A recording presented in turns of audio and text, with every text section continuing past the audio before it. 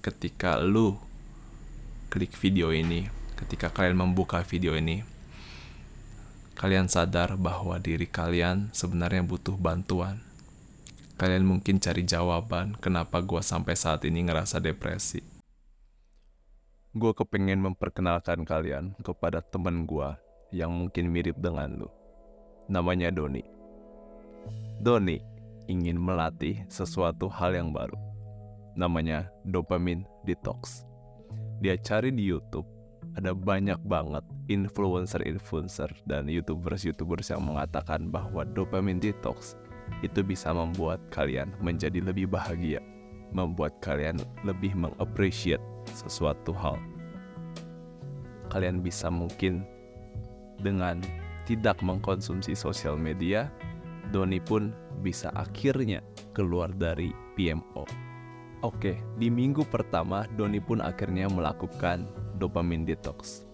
Ketika dia jalanin, dia ngerasa bahwa dopamine detox itu benar-benar sulit. Dia ngerasa dengan dia tidak menggunakan sosial media, kalian ngerasa kayak mental kalian membutuhkan sebuah dopamin yang banyak banget. Gak nyampe 2 minggu, akhirnya Doni pun berhenti dopamine detox. Karena dia tidak tahan dengan yang namanya rasa bosan, dia juga nggak tahan, dia juga butuh yang disebut dengan sosial media atau TikTok. Gua tahu bahwa dopamine detox bukan merupakan suatu hal yang mudah dilakuin. Itu umpama ketika kalian lagi main dengan game kesukaan kalian. Contohnya mobil-mobilan waktu kalian masih kecil, terus tiba-tiba diambil sama orang tua kalian secara mendadak dengan cepat. Pasti bayi itu akan merengek-rengek, menangis-nangis, sama persis seperti kalian. Bedanya kalian tidak menunjukkan rasa tangis kalian. Kalian bakalan, aduh gua harus berbuat apa ya, aduh gua bosen banget nih. Ini yang namanya dopamine detox, kok sulit banget sih, kok gua gak datang sih katanya yang bisa bikin bahagia.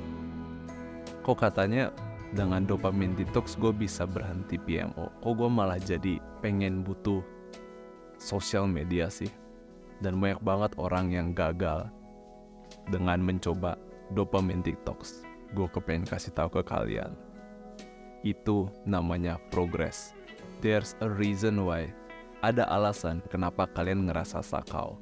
Ada alasan kenapa kalian badannya gak bisa tenang. Kalian kepengen banget cepet-cepet buka sosial media. Kenapa?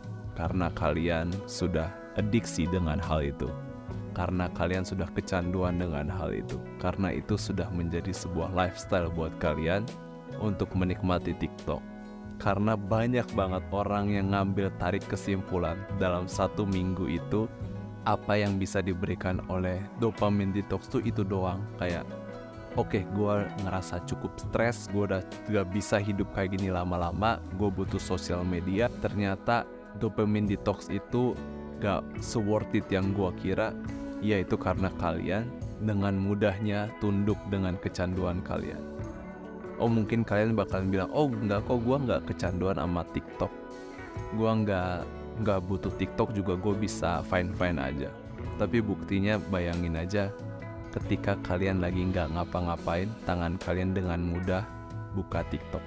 Kalian nggak mungkin kan buka TikTok dengan alasan karena kalian pengen mencari video spesifik itu. Kalian nggak mungkin punya tujuan untuk buka TikTok. Sesimpel itu. Coba deh lo tanya, apa sih lo tujuan lo buka TikTok? Nggak mungkin kalian, oh gue karena pengen mencari hidden restoran. Gue yakin jawabannya juga bukan itu. Dopamine detox itu adalah kalian bisa bersahabat dengan rasa bosan kalian. Rasa bosan itu menurut gua di zaman ini adalah sebuah musuh, suatu hal yang harus kita hindarin. Banyak banget anak-anak zaman sekarang yang ngerasa FOMO, fear of missing out. Kalau misalnya gua nggak buka TikTok, gua nggak bakalan bisa bergaul sama teman-teman gua. Kalau misalnya gua nggak buka TikTok, gue bakalan dijauhin sama teman-teman gue. Gue butuh TikTok dalam hidup gue. Ngatain kalimat itu aja gue ngerasa itu benar-benar menyedihkan. gue ngerasa kalian bisa lebih baik daripada itu, kalian lebih pintar daripada itu. Hanya TikTok itu menutupi kalian. Video-video itu terlalu membuat kalian senang sampai akhirnya kalian lupa bahwa rasa bosan aja bisa membuat kita senang. Gue pribadi udah nggak mengkonsumsi TikTok atau YouTube Short apapun itu, udah completely berhenti. Bahkan gue sebenarnya nggak pernah pakai TikTok sama sekali. Gue sekarang kalau misalnya gue ngeliat alam luar, terus gue misalnya lihat matahari, gue misalnya ngeliat awan, gue bisa senyum bahagia, gue bisa bersyukur. Kalian pengen gak sih seperti itu? Kalian bisa bahagia dari hal yang kecil banget, hal yang gak pernah kalian pikirin sebelumnya, sesuatu hal yang mungkin kalian udah terbiasa alamin itu, cuman kalian bisa bahagia. Atau kalian kayak kebanyakan orang, kalian butuh yang namanya 1000 konten setiap hari untuk membuat kalian tersenyum. Balik lagi, menurut gua, kalau misalnya kalian ngelakuin dopamine detox dan kalian ngerasa itu kesulitan, itu adalah progres. Itu adalah progres. Sesulit apapun, sestres apapun, itu adalah progres. Anggap aja kalian lagi direhabilitasi. Yang gue kepengen share lagi adalah, menurut gue dopamine detox itu bukan sebuah trik, bukan sebuah life hack atau apapun, atau sebuah teknik, atau bukan kegiatan. Menurut gue pribadi, dopamine detox itu adalah sebuah lifestyle kehidupan yang harus kita terapin, harus kita jalanin. Sampai kapan? Menurut gue selama-lamanya. Kalian terbiasa untuk tidak memudahkan diri kalian atau memanjakan diri kalian dengan video-video TikTok yang ada di dunia ini. Kalau misalnya kalian kalian Google the happiest man alive di dunia ini, bayangin wajahnya dia, orangnya itu gak make TikTok sama sekali. Lu bisa lihat bahwa dia bisa bahagia tanpa adanya TikTok sekalipun. TikTok atau sosial media seakan-akan menjadi standar dalam kehidupan kita untuk menjadi bahagia.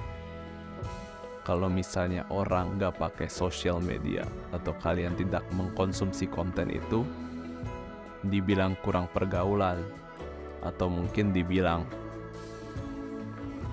aneh. Jangan biarkan orang lain menentukan kehidupan kalian. It's a lifestyle menurut gue. Jadi kalau misalnya orang bilang, banyak banget di komunitas gue yang bilang, bro gue udah coba dopamine detox selama 2 minggu. Menurut lo itu cukup gak? Bukan itu pertanyaannya menurut gue. Kayak dopamine detox itu suatu hal yang lo lakuin selama-lamanya. Lo bener-bener pelajari itu, kalian coba pahamin kenapa lu membutuhkan konten TikTok itu, seberapa butuh lu dengan video itu. Kalau misalnya mereka bilang, oh tapi video TikTok itu membantu gua kok dalam gua mengetahui informasi tentang otomotif karena gua suka otomotif. Is it though? Apa iya? Ya mungkin lu bakalan tahu 1-2 hal yang gak pernah mungkin kalian tahu sebelumnya. Terus kenapa? Sekarang lu gak tahu tapi lu jadi tahu. Terus kenapa emangnya? Oh berarti gue butuh TikTok sebenarnya dalam hidup gue. Menurut gue nonton TikTok itu bukan sekedar nonton TikTok doang, sekedar nonton doang, melihat visual doang. Itu jauh lebih dalam daripada itu. Jauh lebih bahaya dari yang kalian pikirkan. Karena dengan kalian nonton TikTok itu gak sengaja melatih diri kalian untuk menjadi pribadi yang kurang bisa fokus. Kalian hanya bisa suatu hal yang instan. Kalian kepengen cepet-cepet dihibur. Semakin banyak, semakin tinggi kriteria kalian untuk menjadi bahagia. Gua butuh video yang cepet, let's say cuman 30 detik doang untuk bisa gue buat bahagia. Lagunya mesti seperti ini, filternya seperti ini, warnanya harus seperti ini, kalau bisa ada warna-warna vibrant untuk bisa gue bahagia, untuk bisa bikin gue terhibur. Zaman sekarang untuk membuat orang bahagia, untuk membuat orang tertarik, membuat orang terhibur, itu dibutuhin extreme amount of pop out. Semakin pop out, semakin membahagia, semakin membuat orang itu terhibur. Kalian mau hidup dengan mindset seperti itu? Kalian mau hidup dengan kehidupan yang seperti itu? Kalau gua bilang, mungkin itu alasan kalian kenapa kalian masih depresi. Depresi di sini ketika lu membutuhkan, itu menjadi sebuah kebutuhan dalam hidup kalian untuk bisa terus hidup, untuk bisa terus bahagia. Kalau misalnya nggak ada video yang masuk dalam kriteria itu, gua nggak bakalan bisa bahagia. Mungkin gua ngomong ini terkesan lebay, tapi tanpa kalian sadari, bukannya itu yang selama ini kalian alamin untuk bisa ketawa. Gua tahu, gua sadar, depresi itu bukan suatu hal yang mudah, bukan suatu hal yang gampang untuk dihilangkan. Tapi menurut gua, depresi juga datang dari faktor eksternal yang masuk dalam diri kita, yang tanpa kita sadari membuat kita menjadi stres, depresi, seakan hidup itu nggak pernah menjadi hal yang kita inginkan, seakan hidup itu berat banget untuk dijalani. Mungkin sebenarnya hidup kita fine-fine aja, kita mungkin dikasih berkat, mama kita masih sehat, papa kita masih sehat, kita jalanin hari dengan penuh kebahagiaan yang sebenarnya mungkin gak bisa kita rasain, yang mungkin karena sebenarnya sudah tertutupin dengan konten-konten TikTok. Lu kalau misalnya ngelihat orang-orang kebanyakan, coba lu perhatiin wajahnya pas mereka lagi scroll TikTok. Lu pengen lihat wajah depresi itu seperti apa? Lu bisa ngelihat wajah mereka.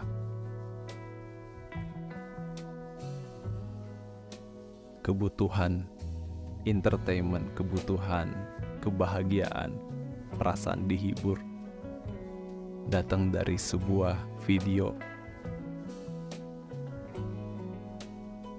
yang cuma beberapa klip tapi membuat kita scrolling terus sampai berjam-jam.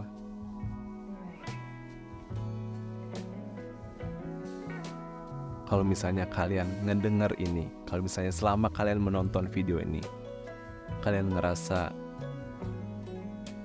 terpukul, kalau misalnya kalian kesel sama gue seneng. Gue seneng kalian kesel sama gue seneng kalian benci sama gue kalau misalnya gue melukai perasaan kalian. Karena menurut gue sekarang adalah waktunya buat kalian ngerasain seperti itu. Ini waktunya buat kalian untuk berubah. Gua ada di sisi kalian tanpa kalian sadarin.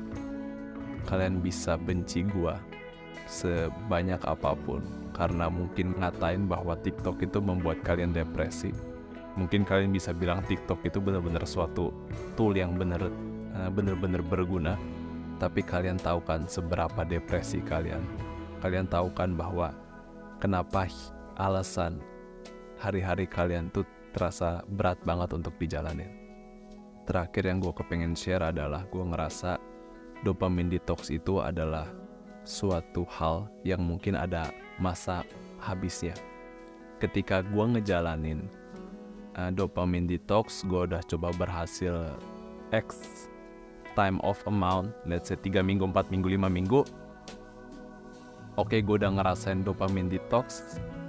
Akhirnya gue balik lagi ke diri gue yang lama. Gue ngerasa dopamine detox itu it sucks gitu, nyebelin, gak ada gunanya, gak ada meaningnya. Gue bakalan balik lagi ke identitas gue yang lama. seakan dopamine detox itu hal yang benar-benar berat banget buat kalian jalanin. Kenapa? Karena itu bukan identitas kalian. Kalian tidak mengubah jati diri kalian untuk benar-benar berhenti dari sosial media. Karena gampang banget, oh iya gue bakalan coba deh sebulan dulu. Nanti kalau misalnya gue ngerasa suka, gue bakal jalanin. Kalau misalnya gue gak cocok, gue gak bakalan coba dopamine detox deh. Tapi ya faktanya kebanyakan orang ngerasa mudah bosan. Karena balik lagi kayak tiba-tiba mobil-mobilannya itu diambil. Gue kepengen share satu hal yang tiba-tiba keinget. Gue kepengen share satu hal. Faktanya ketika lu klik video ini, ketika kalian membuka video ini, kalian sadar bahwa diri kalian sebenarnya butuh bantuan. Kalian mungkin cari jawaban kenapa gue sampai saat ini ngerasa depresi, kenapa gue sampai ngerasa stres, dan gue harap saat ini bisa menjadi tanda bahwa lu yang nonton video ini untuk sadar bahwa ini waktunya untuk kalian dopamine detox dan menjadikan itu sebagai lifestyle kalian. Gue yakin lu pasti bisa. I'm rooting for you.